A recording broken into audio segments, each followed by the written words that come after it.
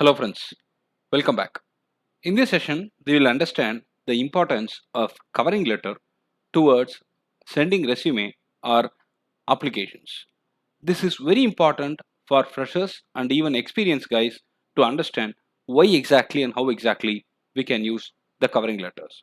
This will be a short session for about 5 to 7 minutes and I hope it will be definitely useful for you. The agenda is to make it very clear about covering letters, how to write a covering letter, contents in the covering letter, and that's all. I'll finish off the session. Let's get into the session right away. Getting a job. First of all, getting a job itself is very difficult, and getting a right job is the toughest deal. The guys who get placed through the campus interviews, through the arrangements made by colleges, are exceptional. They will have no difficulties as much the other guys have towards applying for jobs or the experienced candidates trying to get a new job after they want to move. The rest of us, other than the categories that I mentioned, the campus guys, will definitely need covering letters. We shall learn about this. First question, do I really need covering letter?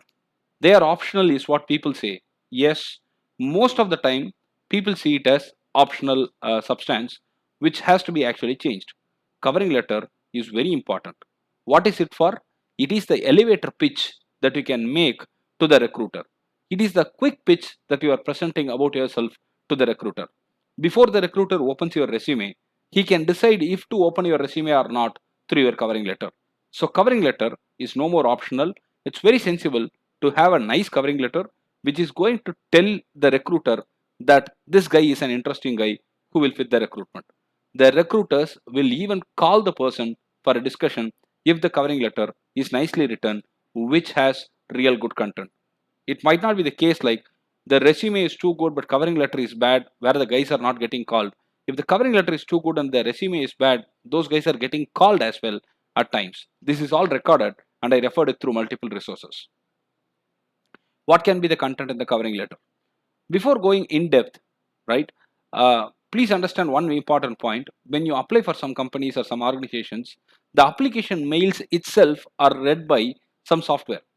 The software are AI driven, which is artificial intelligence driven, which means they will search for some specific skill set or keywords or some words that the recruiter is looking for. And if those words are not present, it would not even pick up your resume for further shortlisting or filtering.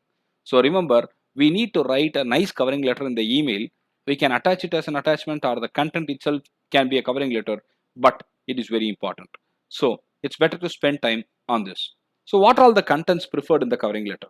First point, it cannot be glittery, it cannot be shaky, it need not be glamorous. Avoid photoshops, please. You need not have a photoshopped content in your covering letter because nobody really likes it. So the simple, elegant Word document or a PDF converted stuff is sufficient for covering letter. And when we write, it is better to make it really right in terms of spellings, grammar, formation of sentences. All these are to be checked and to make sure that the covering letter is error free. It should be bug free, it should be error free in the sense nobody should identify mistakes in your covering letter. It's going to be face of you at the first step, so make it right.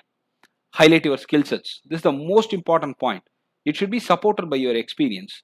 For example, the freshers may not have experience. In that case, they can exhibit the projects they have done, they can exhibit the details of the hackathons they have won, and all this will help. So it should be definitely talking about your skill set. And 3 points are important in your covering letter. Make it clean, make it error free, make it information rich. Most important point. What makes a recruiter look into your profile? I'm writing a covering letter. Like me, there are so many people who could also apply. So what can really make the recruiter looking into your profile for further processing? Express curiosity, express deep sense of interest in the job that you are trying to get. The covering letter should reveal a lot of interest. It should start like preferably, I would be passionate to take up this role as, and inside that you can specify why you are fit for the job. This reason you specify should be apt enough for you to be called for an interview.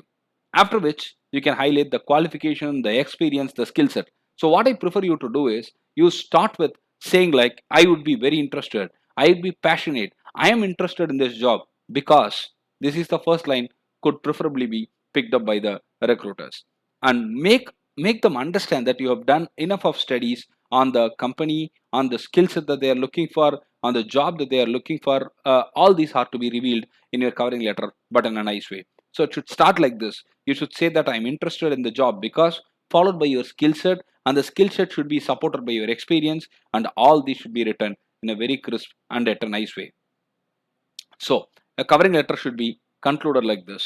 A covering letter should tell the recruiter you are interested, should tell the recruiter you are fit for the job, you are also qualified for the job in terms of educational qualification, and experience should support it, and then you could be called for the discussion with whatever content you are giving. And most importantly, at the end of the covering letter, please give your contact details appropriately.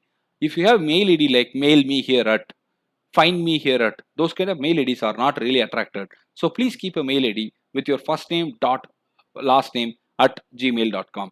First name underscore last name at gmail.com. If you do not get that mail ID available, you can add your year of birth followed by it instead of having cranky mail ID chase me here at gmail.com. Might not really work. So give this email ID properly and phone numbers properly for you to be reached. And if you have a preferable time for them to call you, you can also mention that because you might be already working in an organization which could be really useful for you to attend the call or to take up the discussion further. Overall, I I think the session is very useful for you. If at all you have any questions, suggestions, inputs on this, please go ahead and type it in the comment section. I'll be able to answer it. Happy job hunting. Wish you all good luck.